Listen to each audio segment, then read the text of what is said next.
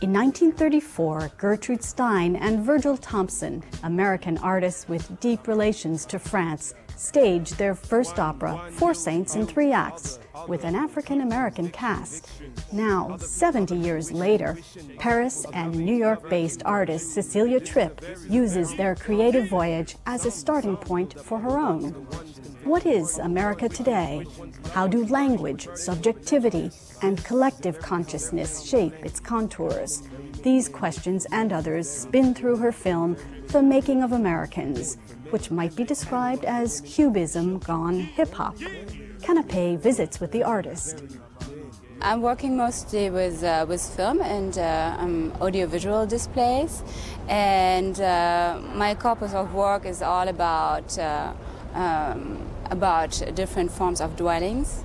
So that means like dwellings of places, of language, of imaginaries. Yeah, so I'm doing here an artist residency in the PS1 Contemporary Art Center for a year, and I came with a film project here, which was this opera film with a text by Gertrude Stein from The Making of Americans, and it is now to see in the show Visa 13 in PS1, which has been curated by Jimena Blasquez. Yes, with all the other residents of this PS1 program.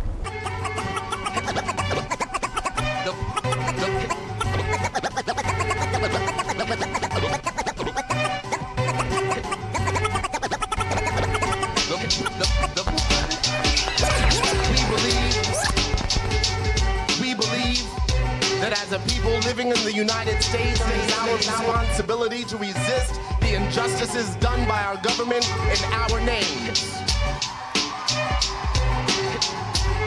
Not in our name will you wage endless war. There can be no more deaths, no more transfusions of blood for oil. Not in our name will you invade countries, bomb civilians, kill more children, letting history take its course over the graves of the nameless. Not in our names will you erode the very freedoms you have claimed to fight for. Not by our hands will we supply weapons and funding for the annihilation of families on foreign soil. Not by our mouths will that spear silence us.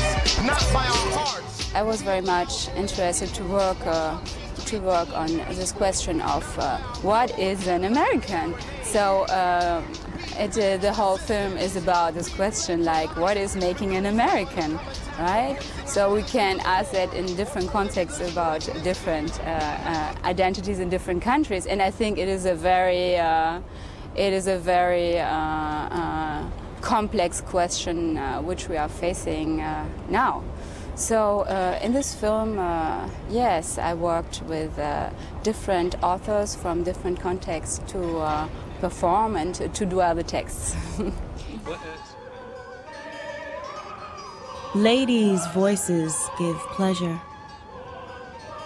The acting, too, is easily led. Leading is not in winter. Here, the winter is sunny. Does that surprise you? Ladies' voices together, and then she came in. And then she came in. Very well. Good night. Very well. Good night. That silver? You mean the sound? Yes, the sound. Very well. Good night. Very well. Good night. Very well, good night. Very well, good night. That's silver. You mean the sound? The sound. Yes. Yes. The sound. The sound. The making of America.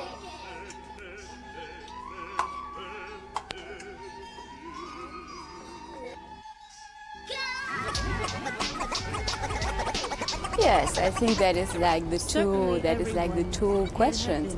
The one question is already like what is collective, because collective is always made of subjectivities, different subjectivities put together. And it is like the question how to do this collective. Do we take into account these different subjectivities, or do we try to make just like one sort of monoculture out of it? And I think the American dream was always to have all these differences into it, not to present a monoculture, but a culture of multiplicity. Do we still need to think in notions of nation or in notion of identity like that?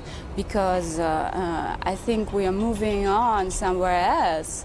What Edouard Glissant, with whom I will work on the next film, and who is in the CUNY University, while we are now on CUNY television, he is saying that the whole world is to become creolized. And I think that's where we are going, and that is a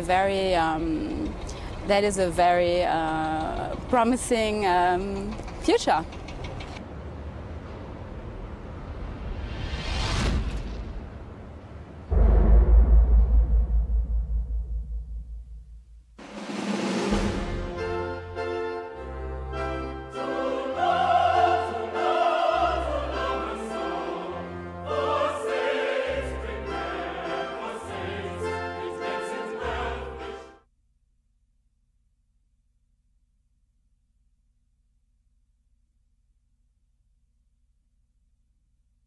The Renaissance may be over, but that hasn't stopped globe-hopping French artist Bernard Venet from qualifying as a Renaissance man. His works include sculpture, painting, photography, furniture, sound works, and performance pieces. His influences include advanced geometry and nuclear physics. In the summer of 2004, spectators can sample his vision by driving down Park Avenue in New York City, where his large-scale, indeterminate line sculptures are installed. Canape talks with the artist at the Robert Miller Gallery. I'm very lucky as a French artist to be able to exhibit so many works at the same time in New York City. The great opportunity is actually to show different works. Like what you see now in the gallery, those arcs, is one of the variations on the theme of the line, which I'm exploring all the time. And what we see on Park Avenue is the indeterminate line, which is a subject that I've been also exploring since 1985 now. And which is actually the most known of my work. I'm glad to be able to make the demonstration here in the gallery because people know very well those indeterminate lines, but they don't know as well the rest of my work, which is always around the theme of the line, which is either a straight line or a broken line, which is an angle, or an arc of a circle, And here in this gallery, I could the space is so great that I could finally, express myself with a lot of freedom. I could this time present several variations on the arcs. And they are actually totally new pieces, which are, I find a way to do those things like less than a year ago now. And we have, for example, a difference between the arcs that we see on the background here, which are pretty much like a bunch of arcs that you will put together without trying to put a particular order, and also the other type that we have in the big room here, which is really the arcs in total disorder. I work a lot on the theme of order and disorder, on those opposite ideas all the time, And then the variation that we have in the first room there is with those arcs leaning against the wall. That's another thing that I never did before. I made a small maquette which is about 6 inches high, and I came with the pieces in the gallery and I just improvised. When we are trying to do things which are different, which are new, which are exploring, we are not just satisfied by making variations after the great masters. Intuition is the key, We are like those scientists who have suddenly the intuition that the world could be built differently, or could have a different origin and so on. And we just have this intuition, but then we have, the scientists have to prove it. We have to make demonstrations that will be interesting. I use mathematics for very, very theoretical reasons. There is, since the beginning of the 20th century, there has been a need for artists to give to a work of art an identity which was very precise. Instead of a work of art to be, a copy of nature, the work of art finally was becoming itself. It was just a composition of colors in a certain way put together. Okay, and so that was the beginning of this consciousness of trying to make a work of art be itself. And with that, many things have evolved which allowed the artist to go beyond, and it just go. And I went to a point where I introduced in 1966 what we can call monosemy in art, meaning a work of art which has only one level of signification, where there is no interpretation possible. So the good thing about art is that there is no ideal art, there is no ideal answer to art, and that's why what is wonderful is that the art is going to evolve for years and for centuries, and will always be something new that we are going to be able to appreciate.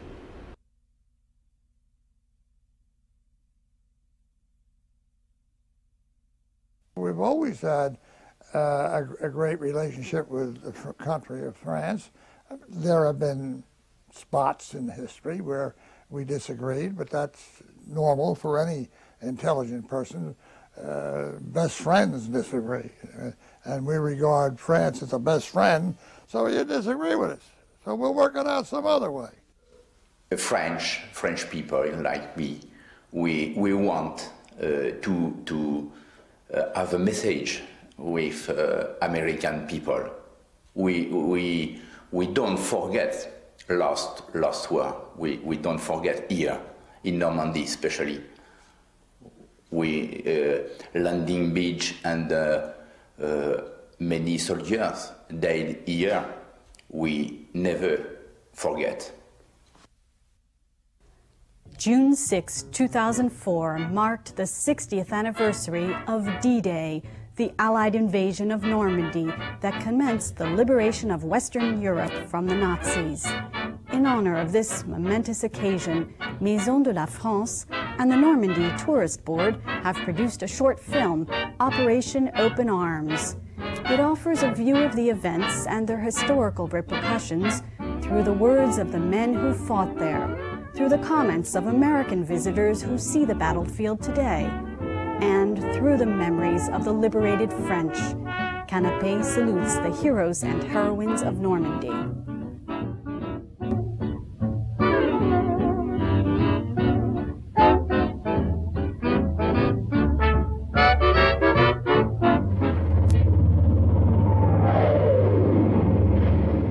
June 6, early in the morning, well, we were Americanized.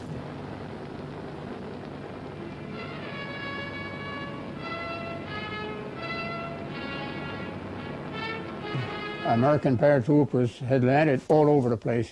Some of them landed on the roof. Mon père nous a dit les Américains sont là. Pour moi, ça a été vraiment quelque chose d'extraordinaire. Les Américains venant d'un autre continent, alors pour moi, ça a été des héros. I looked over towards the French coast, and one of the shells from our battleships landed in a German ammunition dump and blew the whole thing up. And so after a while I said, well, this is nothing. I mean, it's just an ammunition dump went up, but I'm not being shot at, you know. But then all of a sudden, 2 shells landed right by our LST. I said, oh, well, this is the beginning of it, I think. We went in on the second wave around noontime, and the pilot said to us, he said, I'll try to get you in with dry feet. The Germans must have spotted us, and they started tossing some artillery. 1 or 2 hit on one side of the craft, and a couple hit on the other side, so you know the next one is going to be right in your back pocket, you know. So he says, I'm sorry, fellas, I have to drop the ramp. So we jumped in the water, and the water was over my head. And I can't swim. I just kept jumping up in the air, and it took me like 10 or 15 minutes, I guess, to get in there. The water was very swift from the storms. But, you know, people were shooting at us, but I wasn't afraid of that. I was afraid of drowning. That was the biggest thing. I hope I don't drown. Naturally, like most soldiers, you're scared.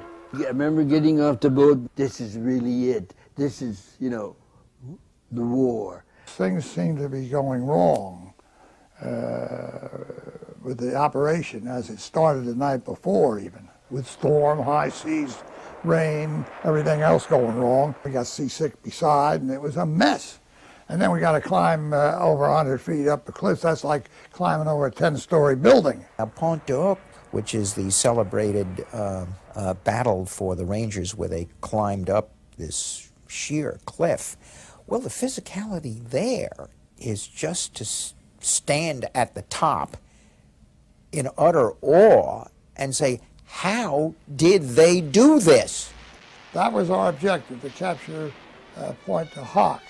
And they came out and they were just waiting up there for us to shoot us as we got off our LCAs, and to cut our ropes and drop grenades on us and roll boulders over on top of us as we're trying to climb these ropes to get up there to fight them hand to hand. I know that they shot grappling hooks up and climbed up on portable ladders, but gee, there were Germans shooting them. How did they survive? How did they get there? How, you know, it's it's an exercise in raw courage.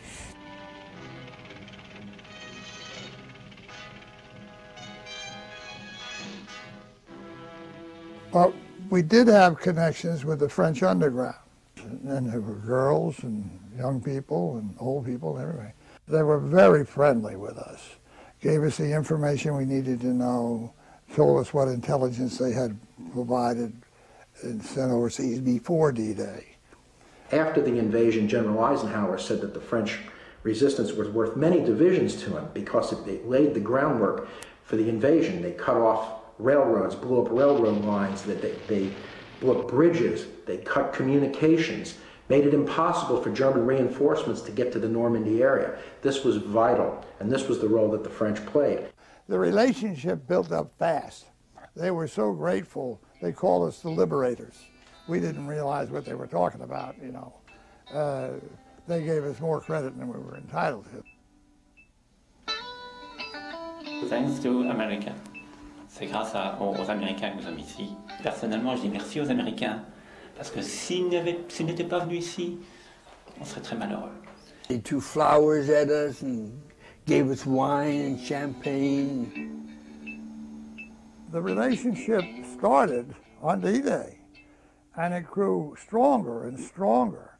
And we kept that relationship going, and it goes to this present day.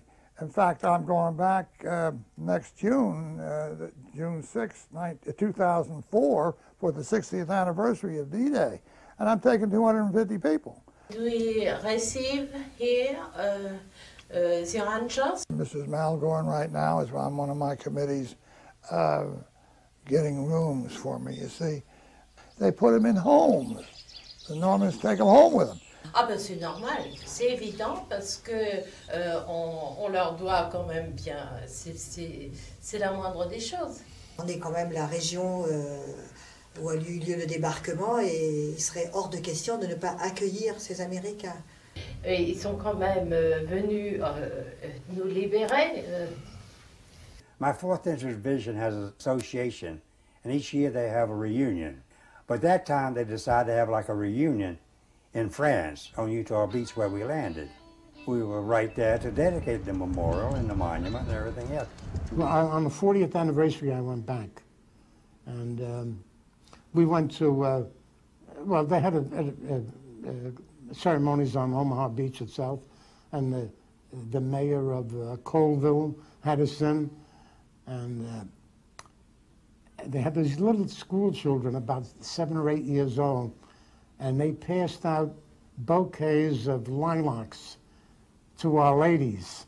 And they made such an impression. The kids were so, it left such an impression with me and my wife. On the 50th anniversary, we brought 1,000 people here for the 50th. They were a combination of World War II European theater veterans, of that Normandy and D-Day veterans, and many, their wives generally, or husbands, and family members. We enter the town, there are American flags flying. They have a band, they usually dedicate a monument. And then they had these vin de nous, I think they call them, wine parties. And we had so many of them going through across France. We go out on the fishermen's boats. They're proud to take us out to show us how we came in on the landing grab and landed and how it looked. Well, to the guys that haven't, and gals who haven't been there and seen it from the water's edge, it's an exciting thing. Sometimes a battlefield can talk to you. Really, you know, if you've got a soul, you almost listen, you know, and you realize you're standing on sacred ground. I mean, you're walking in places where people literally died. You're right there. We really did talk about how we felt about being in such a historic place. I think visiting the National Cemetery was probably one of the most moving things that I've ever experienced. Ranks right up with my returning to Vietnam in the year 2000 and finding the battlefield where I was wounded. Very emotional experience for all of us, and I think it really brought history to life for us and made us appreciate what everyone went through. I think it's considered American soil, and so that struck me because they let us, they respect and they recognize what happened there, and I thought that was really cool. The French people were coming up here is to show respect, and sometimes you see a lot of them coming with a bouquet of flowers and placing a bouquet of flowers on one of the graves. They don't know that soldiers, but they do that.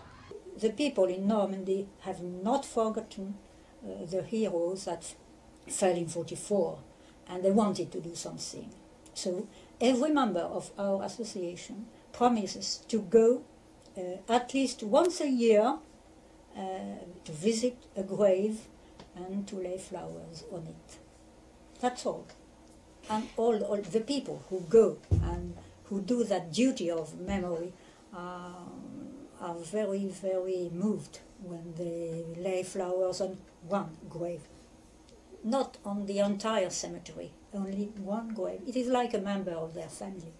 It started 3 years ago when we went to visit a veteran of World War II who lives in Florida, and he said he comes here every year or so, and he said, now I am 82 and soon I will not be able to come back again and to visit my friends who are resting in Normandy. And he said, Claude, you must do something for me. And he started like that. The 147 Engineer Battalion had his headquarters here. They stayed here in the grounds. And before leaving, they built a small monument in memory of the men who died at the landing. And since that time, we kept the memory of those people who were here. And this plaque was put for the 50th anniversary. I don't think of war when I go back to Normandy. I think of the friendship I have. I want to see that old guy that was so good to me. I want to see Mayor Ludovin, who is the mayor of Creekville, en bon sang. That is where this cliff is, Pointe du Hoc. He's a wonderful guy. He writes to me. He can't speak English and I can't speak French, but we get our messages through.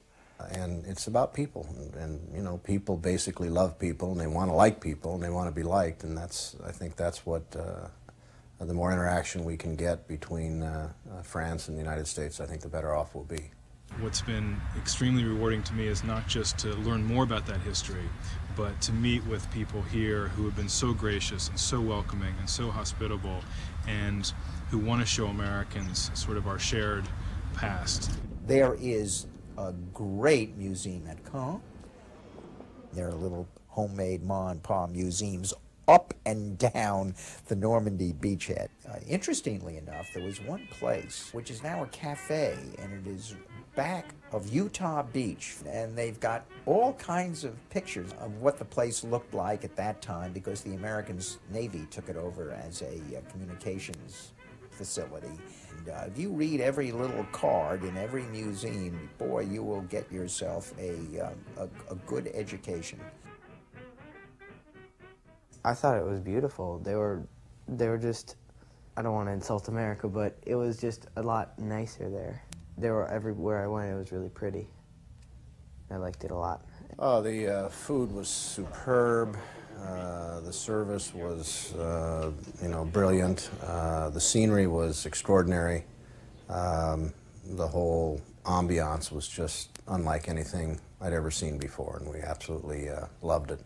There was always the smell of the orchards, the Calvados, you know what Calvados is.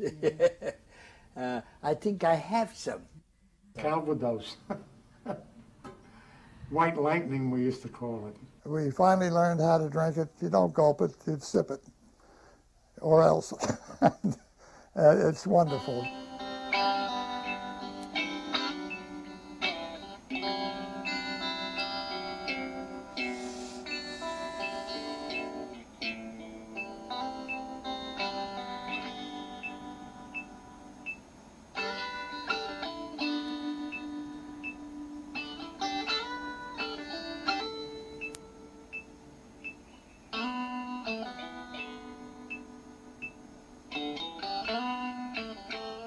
I've told my friends that, like, the French people are way more grateful than our officials now would have you know. They are very, very, very grateful for what happened and what we did. And that was sort of touching.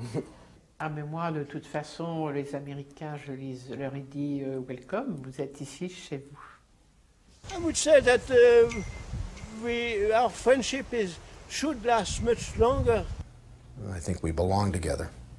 We have not forgotten. Never.